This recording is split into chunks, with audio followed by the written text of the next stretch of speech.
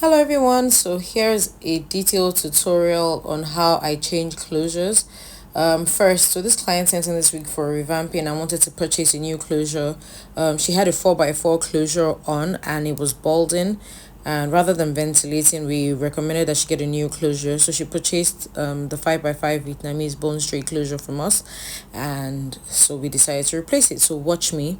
First things first, you want to separate the closure from the unit so that you can see exactly what you're doing. Very important. Now, once you're done with that, you want to secure the wig in multiple sections round the closure using a T-pin. So you can see here, I am trying to section the hair properly and using T-pins. I'm using as many T-pins as I can round the closure. Now, why this step is very important to do without missing is that you want your wig not to lose its shape. You want the wig to stay the exact same way it is right now while you just change the closure. If you don't pin it, the wig loses its shape and it's harder for you to actually change the closure without the wig cap becoming bigger or bumpy. So here I'm using a seam ripper, which is for cutting out threads and loosening tracks, and I'm just going to be loosening out the closure from the unit. Now, a lot of people will be wondering, why aren't you just rewigging the whole unit? Now, wig makers, once you have a bob unit and the cap is still fairly good, please avoid rewigging, because one thing I've learned is that once you rewig a bob unit, you always have to trim it at least 1 to 2 inches for it to look presentable. Now, in most cases, even if you remove the tracks the exact same way they've been layered from the bottom to the top, or you just replace them the exact same way, it would still just need some trimming. And especially if the unit is already below maybe 12 inches, that means you're going to be getting about an 8 or 9 inch unit, so you always end up losing a lot of length. So the best option here is just to replace the closure because the wig is still good. If the wig wasn't good, I would have let her know that we would have to rewig it and she would definitely lose some length. I always just put that out there to the client so they know what the options are.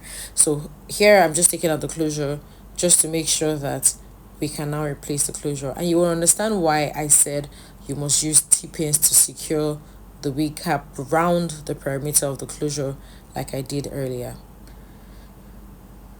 So you want to be very careful as you take out the closure so that you also don't put holes in the cap, because that makes your work a bit tacky, right? So now I'm done, and you can see the space and you can see that the wig is still intact, which is the most important thing. No bumps, no swelling, no expansion or anything. Now I just took the closure to see the placement, to see if it was going to fit perfectly, and I realized I need to take out a few tracks just for it to sit perfectly. So I think I took out about 1 to 2 tracks. If you don't need to take out tracks and the closure fits perfectly, then by all means skip this step. But for me, I knew I needed to take out some tracks, so I took out about 2 tracks. Now you notice that when I had to remove the pin to just the reason why I needed to remove that pin, you notice that my fingers were holding the cap so the cap does not shift. I held the cap down tight, then I moved the pin up. Yes, I was removing the pin upwards so that I could take out the track that was right underneath it. So I didn't just remove the pin and let the cap slack or expand. I held it in place before taking it out. Okay, so after taking out about 2 tracks, you have enough cap space to place the closure. Now, one thing you see about this is I've already bleached it off the camera. However, this is a rimless closures that come like this are called rimless, and they're harder to work with when you sew them directly. So what I usually do is fold them inwards, use my baby pins or little pins to secure them, or sometimes a stapler, and then I sew and hem them. You can see that I already bleached it off the camera and it was blending better. Now after sewing it, this is what it should look like, and you will see that this sits easier. So when I see beginners trying to sew closures down with the rim like that, I just always shake my head, because you're about to be in for a big dream, big joke, big mess. Okay, so now I'm just placing my closure back on the cap. You see how I placed the pins in the front, then I lifted it to place the pins at the back. Now you want to make sure that your cap is flat. This is another very important reason why I always make sure I fold in the rims and sew it, because if it was the excess lace, you won't have gotten a flat finish. It will just be everywhere. It's always messy and tacky. So you want to make sure your closure is not folding or spacious like that. It must be laying extremely flat. Okay, so once I pin that, I stretch it out the other way, back on the other side forward like I have, and pinned it. Now this is a very important step. Please sew or pack or plait or do whatever you can to take out the closure from the perimeters of the hair. This would help you see how well your closure is sitting. When the hair is everywhere, sometimes you think that your closure is sitting perfectly, but 90% of the time it's not sitting perfectly. You would always see a bump or something. So I always like to take out the hair from the perimeters of the closure, so that when I now look at it, you start to see bumps that I didn't see before. So I then had to readjust my closure to make sure it was sitting flat everywhere. Now once that is done, you go in to sew. Now the method I used to sew is the invisible stitching method. I just loop it twice and I just go in and out, in and out. So after I sew this with my hand, I always run through with the sewing machine. I didn't record the sewing machine clip because I did not know that my camera wasn't recording. I'm sorry. But yeah, this is literally as good as it gets. You sew it with your hand, and if that's what you do, if you make wigs with your hand, then that's the step you just take. But if you use the machine, you can run over it with the sewing machine just for extra security, which is what I did, and I sewed it. So yeah, watch me sew. I think I should have fast forwarded this bit because I'm sure everybody knows how to sew, but for those who don't know how to sew, here it is. Now if you're not following my YouTube channel, that's very unfair. That's very, very unfair with all these goodies I'm giving you. Please drop me a like, share the video, subscribe to my YouTube channel. Also follow me on Instagram at haircentric_academy or haircentric academy on TikTok.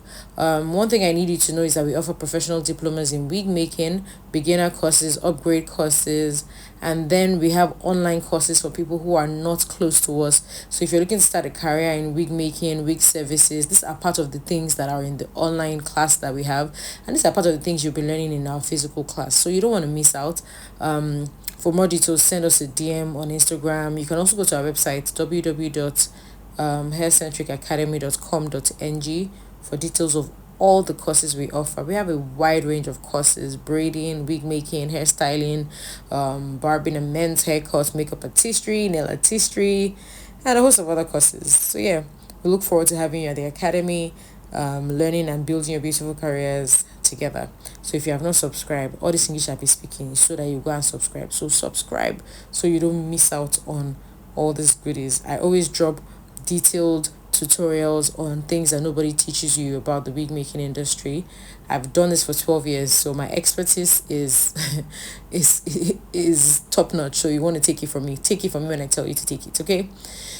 So yeah, I just started sewing. You see how I took out that pin there? I was making sure to hold it so the closure doesn't shift and lose its structure. That's a very important thing that people don't do. And yeah, so one thing you need to know is that after I've sewn this closure, I then sewed the remaining two tracks I took off. Literally, it's that simple. It's not even hard. And when your thread tangles, you see me trying to tie it there because my thread was trying to act up. This is why I don't like sewing with my hands, but I mean, what can a wig maker do? Nothing. We sew with our hands first, regardless of whether I use a machine or not.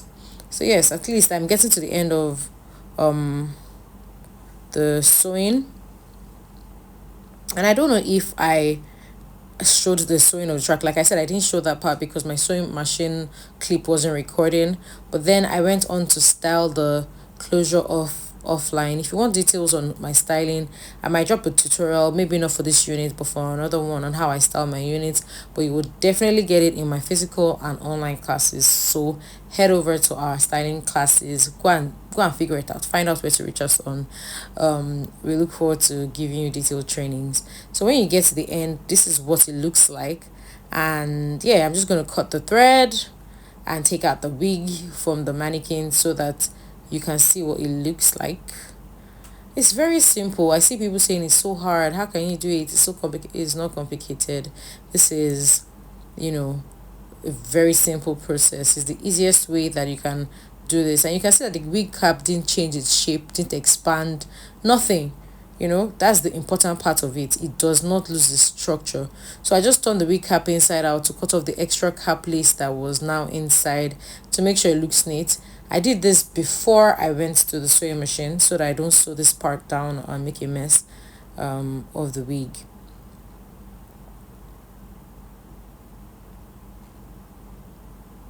So yeah, that's what it looks like. See how neat it is even without using a machine just yet.